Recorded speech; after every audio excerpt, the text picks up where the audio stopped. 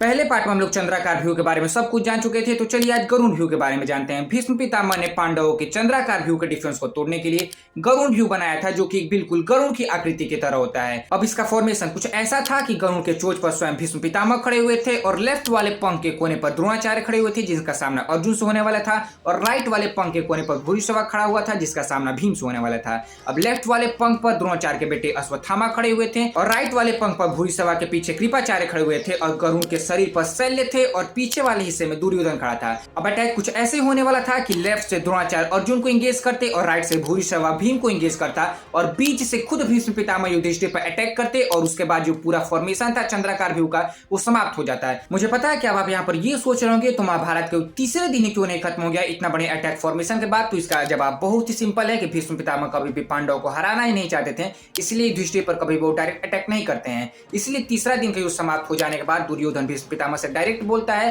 कि अगर आप सेनापति का पद नहीं संभाल रहा है तो आप सेनापति का पद छोड़ दीजिए, मैं अपने दोस्त कर्ण को सेनापति बना दूंगा, क्योंकि वो डायरेक्ट अटैक कर सकता है। तो इसके बाद भीष्म पितामह दुर्योधन को विश्वास दिलाने के लिए प्रतिज्ञा करते हैं कि कल के युद्ध में या तो पांडव बचेंगे या तो फिर मैं बचूंगा। तो उसके बाद जो युद्ध में हुआ आगे आपको तो पता ही है। तो चैनल को सब्सक्राइब करके रखिएगा ऐसी और मजेदार फैक्ट्स और इन्फॉर्मेशन के लिए।